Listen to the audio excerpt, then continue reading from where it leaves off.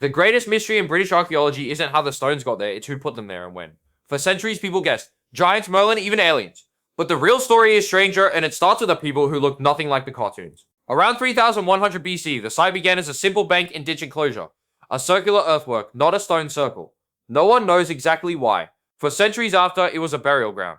The cremated remains of people were placed there, their ashes mixed with the chalk. The people who built this first phase were the first farmers of Britain, descendants of migrants from Anatolia, who arrived around 4500 BC, bringing agriculture with them. Genetically, they were close to modern Sardinians. The famous Iceman, Ötzi, who died in the Alps around 3200 BC, was one of them. They looked like southern Europeans, not the wild cave people of popular imagination. They built many megalithic wonders across Britain and Ireland, passage tombs, stone circles, and henges, but nothing like the final Stonehenge. The defining feature of Stonehenge is the lintel stones, horizontal blocks fitted to the uprights with mortise and tenon joints, a technique borrowed from carpentry.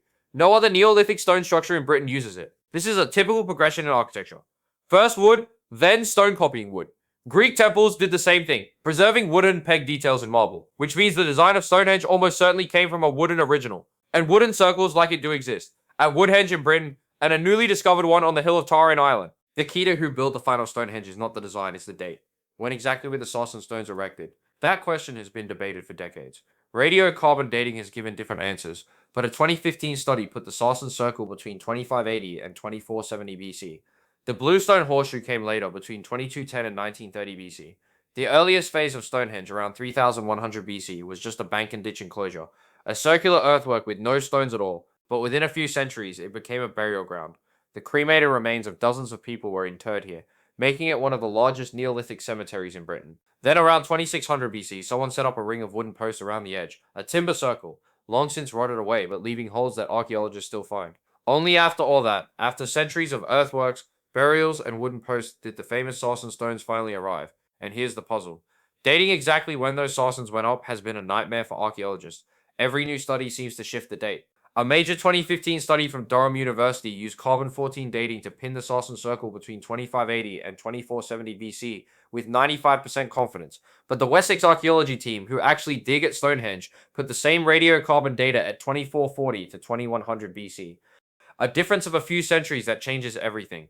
And the blue stones, the smaller exotic stones brought from Wales, were rearranged multiple times over 400 years, making the timeline even messier. But even if you take the older date for the Sarsens, there's a massive problem. Genetics proves that between 2500 and 2200 BC, the Neolithic farmers who built the first phase were almost entirely replaced. By the time the blue stones were arranged in their final horseshoe, around 2200 to 1930 BC, the Neolithic farmers were gone from the genetic record as an independent population. So who replaced them? Not far from Stonehenge, archaeologists found a very different kind of grave, a pit burial, with a crouched body, a bow, and a distinctive bell-shaped pot. These were the Bell Beaker people, named for that pottery style, and they carried steppe ancestry from the Eurasian grasslands, directly ancestral to modern Britons and Irish. But the key to who built the final version isn't just the stones themselves, it's the timing. And for decades, that timing has been a moving target. A 2015 study from Durham University analyzed all the radiocarbon dates for the Sarsen stones and landed on a window between 2580 and 2470 BC for the main circle. But the Wessex Archaeological team, who actually dig at the site, puts the date later, 2440 to 2100 BC. That's a difference of a few hundred years, and those centuries change everything about who was in charge. Here's the problem. Recent genetics show that between 2500 and 2200 BC, the entire population of Britain was replaced. The Neolithic farmers didn't just fade, they vanished from the genetic record. So by the time the blue stones were rearranged into their final horseshoe, between 2210 and 1930 BC, the Neolithic farmers were almost certainly gone. They weren't around to finish the job. But just 11 kilometers from Stonehenge, archaeologists found a clue, a grave at Boscombe Down. Inside was a man who died sometime between 2580 and 2340 BC, smack in the middle of the Sarsen construction window. They called him the Boscombe Bowman. He was between 30 and 45 when he died, and he'd suffered a severe leg injury, maybe a fall from a horse or a blow from a heavy club. He was buried in a crouched position with a bell-shaped beaker, a pottery style that gives his people their name, the Bell Beakers. They were the newcomers, the ones who would reshape Britain. But here's the twist. The Boscombe Bowman wasn't a recent immigrant. Isotope analysis shows he was born and lived his whole life in Britain, and his DNA tells an even stranger story. He carried about 41% ancestry from the Neolithic British farmers. That means his ancestors have been mixing with the local population for at least 3 or 4 generations before he was even born. So if we add those generations to his own carbon date, his great-great-grandfather, the first beaker to marry a Neolithic woman, could have arrived around 2660 to 2420 BC. That's right when the Sarsens were going up. This leaves us with 2 possibilities. Either the Saracens went up just as the Beaker people arrived, and the Boscombe Bowman was the first king of a new era, or Stonehenge was built by the first mixed generation, a fusion of two worlds. But here's where the timeline gets sticky. The same study that dated the Saracens to 2580-2470 BC also dated the Bluestone Horseshoe to 2210-1930 BC. That gap over 300 years means the Bluestones were rearranged into their final horseshoe shape long after the Saracen Circle was first raised. And the Wessex archaeological team, the ones who actually dig at the site, put the radiocarbon date for the Saracens even later, between 2440 and 2100 BC. A few hundred years difference might sound like a minor quibble to us, but in prehistory, those centuries separate two entirely different peoples. Because while the Saracen stones were being set, or shortly after, something massive was happening in Britain. Something that would change the entire population. Genetic studies published in 2018 and 2019 showed that between 2500 and 2200 BC, the Neolithic farmers of Britain were almost entirely replaced. Not conquered, not assimilated. Replaced, their genetic signature all but vanishing from the record, replaced by a new ancestry from the Eurasian steppe. These newcomers are known to archaeologists as the Bell Beaker people, named for the distinctive bell-shaped pottery they buried with their dead. Not far from Stonehenge, at a site called Boscombe Down, archaeologists found one of the earliest Beaker graves in Britain, the Boscombe Bowman. He died sometime between 2580 and 2340 BC, almost exactly the same window as the Saracen stone construction, according to the Durham study. But the Boscombe Bowman was no immigrant. Isotope analysis of his teeth shows he was born and lived his whole life in Britain. And here is the crucial detail. His DNA shows he carried about 41% Neolithic farmer ancestry, meaning his Beaker ancestors had been mixing with the local population for at least 3 or 4 generations before he was even born. The Boscombe Bowman's grave holds a clue. 3 children buried near his head, 1 cremated, 2 inhumed. But this was no typical Beaker burial. It was a fusion of styles, cremation from Neolithic farmers, excarnation from Indo-Europeans, collective burial from both. The Boscombe Bowman was not an immigrant. Isotope analysis shows he was born and lived his whole life in Britain, though he traveled widely. But here's the twist. He carried 41% Neolithic farmer DNA, meaning his ancestors had been mixing with locals for generations before Stonehenge's Saracens went up. That means his great-great-grandfather, a Beaker man from the steppe, married a Neolithic British woman, probably around 2600 BC, right when Stonehenge's first stones were being planned. So the Beaker people weren't fresh arrivals, they were already a local population, integrated and intermarried by the time the Saracens rose. This leaves 2 possibilities for who built Stonehenge's final form, and both involve the Beaker people. Possibility 1, the Saracens went up just as the first Beaker warriors took control, and the Boscombe Bowman, a mixed ancestry leader, ordered the work to continue. Possibility 2, the Saracens were raised not by Neolithic farmers alone, but by an early fusion of peoples, the first generation of Beaker Britons, building on a sacred site. Either way, the monument was built atop a Neolithic sacred site, a deliberate takeover, but with continuity, honoring the ancestors of both peoples. This model, called the Steppe Drift Hypothesis, was proposed by geneticists Reich and Armit in 2018, and it changes everything. They argue that steppe ancestry drifted into Britain gradually from 2700 BC, and the Beaker pottery style only arrived later, a cultural wave, not a new people. The Boscombe Bowman was no ordinary chieftain. He carried a secret in his bones that rewrites the whole story. When scientists tested his DNA, they found he carried steppe ancestry from the distant Pontic-Caspian grasslands, but that was only part of the picture. The Boscombe Bowman had 41% of his DNA from Neolithic British farmers. That means his ancestors had been marrying local women for generations before Stonehenge's final stones went up. This wasn't a sudden invasion. It was a slow, grinding merger of 2 worlds that had already been happening for generations. The Boscombe Bowman died between 2580 and 2340 BC, right in the window when the Saracen stones were being raised. He was no immigrant. Isotope analysis shows he was born and lived his whole life in Britain. His grave tells a strange story of cultural fusion. 3 children were buried with him, 1 cremated in the Neolithic way, 2 inhumed in the steppe tradition. Disarticulated adult bones nearby had been excarnated, left to rot in the open air. This was not a typical Bell Beaker burial. It was an eclectic fusion, a family honoring both sides of their heritage, mixing traditions from the steppe and from the old Neolithic world into a single grave. All across Britain, the same pattern was repeating. The old Neolithic population wasn't wiped out overnight, they were absorbed generation by generation into a new people. This genetic mixing explains something archaeologists had struggled with for decades, the strong cultural continuity between the Neolithic and Bronze Age, even as the people themselves changed entirely. The Boscombe Bowman's descendants carried varying amounts of Neolithic DNA, showing this mixing continued for generations. But by the early Bronze Age, the old farmer ancestry had shrunk to less than 10% of the population. The reason? A population disparity. The incoming steppe people vastly outnumbered the Neolithic farmers. Their genetic flood simply drowned out the older ancestry, even as they adopted many of their traditions. So here's the question that changes everything. If the Neolithic farmers were being replaced, not building, Then who really raised the Sarsen stones of Stonehenge? The Boscombe Bowman's grave was not a typical bell beaker burial. It was an eclectic fusion of several different styles, all in one pit. Cremation was widely practiced by the Neolithic farmers. Excarnation, leaving bodies to be cleaned by birds, is documented among some Indo-European groups, and possibly the farmers too. Collective burials were a feature of Neolithic farmers, not of Indo-European steppe traditions. Yet here they were, all mixed together in one grave. Unlike the more famous Amesbury Archer, the Boscombe Bowman was not an immigrant to Britain. Isotope analysis shows he was born and lived his whole life here. He travelled widely within Britain, possibly as part of pastoral seasonal migrations, but his home was always here. Though the majority of his ancestry was of European steppe origin, he carried about 41% admixture from the Neolithic British farmer population. This tells us with certain that for him to carry this percentage of local DNA, he had to be at least the third generation of his family in Britain, and probably more. If we add that factor to his own carbon dating, assuming each generation to be about 20 years, we get a date of between 2660 and 2420 BC for when his great-great-grandfather potentially wed a Neolithic British farmer. Even a conservative estimate puts that by or before the building of Stonehenge. The Bowman's descendants had various levels of British farmer admixture showing ongoing mixing. The time that bell beaker burials first appeared in Britain does not show new immigrants.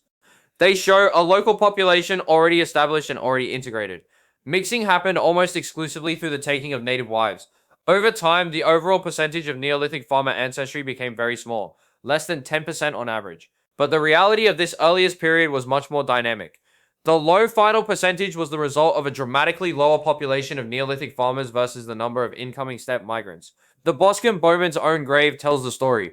He carried 41% Neolithic British farmer DNA, a fusion of two worlds. That means his ancestors had been in Britain for at least 3 or 4 generations, marrying into the local Neolithic population long before the Sarsens went up. So the first bell beaker people in Britain weren't arriving with the pots. They were already here, already mixing, already building. This is the steppe drift hypothesis. A slow trickle of people, not a sudden flood. Gene flow, not invasion. By 2450 BC, every genetic sample we have from Britain shows steppe ancestry, often in large quantities. The Neolithic farmers as an independent population were gone. But here's the twist, the bell beaker people didn't just replace everyone. In Orkney, the male Neolithic lineage survived, because only a small number of beaker men settled there. Instead, it was bell beaker women who married into Orkney's existing population. They brought steppe ancestry through the female line, not the male. This pattern, women exchanged to form alliances, explains how steppe DNA spread even where few steppe men went. It was diplomacy, not just conquest. So the question isn't who built Stonehenge, it's which Stonehenge. The early henge and ditch were Neolithic. The final Sarsen circle was bell beaker or a fusion. If the Boscombe Bowman's people built the Sarsen circle, they were already a mixed society. Steppe men with Neolithic mothers, speaking an Indo-European language, but honoring local sacred ground. They didn't build it because they were dying out. They built it because they were in power and they wanted to stamp their claim on the land with a monument that would outlast them. And that claim lasted. The ancestors of the Boscombe Bowman are the direct genetic ancestors of most British and Irish people alive today. And the Ring of Brodgar with its massive stone circle was lifted between 2500 and 2000 BC, right in the beaker window. In Wiltshire, the same region as Stonehenge, the massive mound of Silbury Hill was constructed between 2400 and 2300 BC. It's been calculated that building Silbury Hill would have required 500 men working full-time for 15 years. Martin's Henge, right beside Silbury, is also dated to around 2400 BC or later. Avery's inner stone circle has one carbon date placing it no earlier than 2500 BC. Mount Pleasant Hengendorfer began construction around 2400 BC. And the Thornborough Henges in Yorkshire, a unique set of 3, also date to the late Neolithic or early Bronze Age. Right near Stonehenge, Woodhenge's carbon date to about 2400 BC or later. It's located beside Durrington Walls, which was a Neolithic farmer village abandoned hundreds of years earlier. In Ireland, a recently discovered Woodhenge at the Hill of Tara dates to about 2400 BC. In Gaelic myth, Tara is the seat of the High King, both of gods and men. All of these monuments and many more date to within the period when beaker people were spreading throughout Britain and Ireland. The Boscombe Bowman carried 41% local farmer DNA. That means his great-grandfather was already in Britain marrying into the Neolithic population. So by 2400 BC, beaker people were already deep in Ireland, mining copper at Ross Island and Kerry. They had the metal, the ships, and the organization. But here's the twist. The genetic evidence shows that the Neolithic population wasn't wiped out overnight. They mixed, and their traditions survived through the women. In Orkney, the pattern was different. A small number of beaker men arrived, but the Neolithic male line survived. It was beaker women who married in, bringing their culture with them. So the picture is not simple replacement. It's a slow, generations-long fusion. The beaker people brought their language and their gods, but they absorbed local customs too.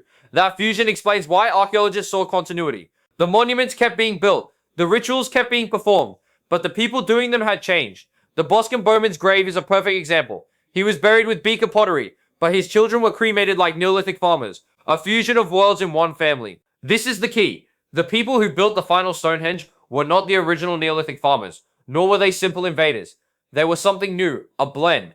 The steppe drift hypothesis, proposed by geneticists Reich and Armit in 2018, describes exactly this: a gradual, centuries-long movement of people and ideas, not a single invasion. That model fits the evidence.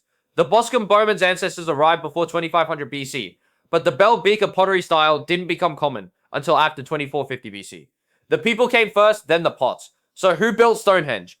The answer is not one people, but two. The Neolithic farmers who started it, and the Indo-European beaker people who finished it, merging into the ancestors of modern Britons. And that fusion, that blending of peoples, of traditions, of genes, is the real story of Stonehenge. Not a single builder, but a people becoming. This model, or something like it was called the steppe drift hypothesis, put forward by geneticist David Reich and archaeologist Ian Armit in 2018. They describe it this way: steppe ancestry was introduced to Britain as an extension of its general westward movement across Europe, a gradual process beginning perhaps as early as 2700 BCE in Central Europe and ending as late as 2000 BCE. A parallel northward and eastward movement of the beaker complex from Iberia was an essentially cultural phenomenon with no intrinsic genetic component. Due to the intersection of these genetic and cultural phenomena, migrants into Britain from around 2450 BCE frequently arrived equipped with objects and ideas associated with the beaker complex. This means that though these genetic findings seem to support the idea that pots did equal people in the case of the bell beakers, that's misleading.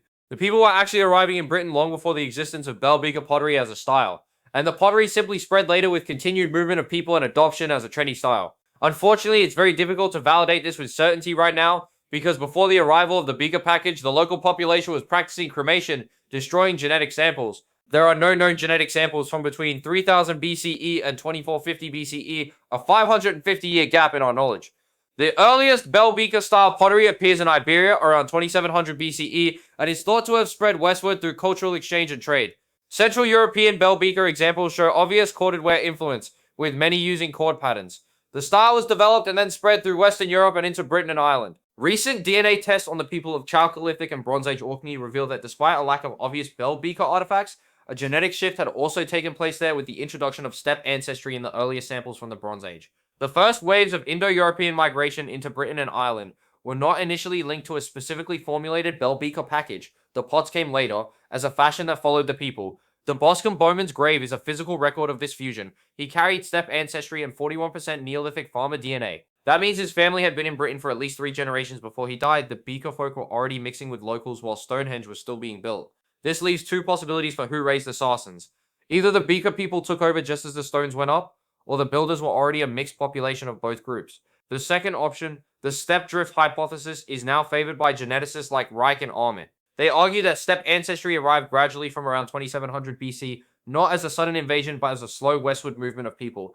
The bell beaker pottery style itself spread separately. It was a cultural fashion that followed the people, not the other way around. The first Indo-Europeans in Britain left no genetic samples because they cremated their dead, destroying the DNA we would need to track them. By 2450 BC, every single testable sample from Britain shows steppe ancestry, often in large quantities. This genetic takeover was not a single event, it was a process that took centuries, with each generation of migrant warriors taking local wives and spreading their lineage. The result was that by the early Bronze Age, the Neolithic farmer DNA had been diluted to less than 10% of the population.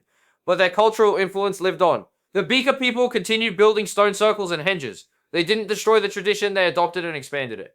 The most likely answer is that Stonehenge was built not by one people, but by the fusion of 2, the Neolithic farmers and the Indo-European newcomers working together atop a sacred site. By 2400 BC, these beaker people were deep into Ireland, mining copper at Ross Island in Kerry, a site that supplied almost 2/3 of Britain's copper. The same people who built wood henges in Germany and Britain, who raised the massive mound of Silbury Hill, who organized the labor for Avebury, they were the ones in charge. And the evidence from Orkney tells us something crucial. The process wasn't all violent conquest. There, the Neolithic male lineage survived, and it was beaker women who married into the community. So who built Stonehenge? The answer isn't one group or the other. It was built by a fusion. The children of beaker warriors and Neolithic farmer women who inherited both worlds. The Boscombe Bowman and his descendants carried on the tradition of building in stone, not because they were the original builders, but because they made it their own, a monument to their new land. And that's why Stonehenge still stands today, not as a relic of a lost people, but as the enduring legacy of the very ancestors of the British and Irish people who live there now.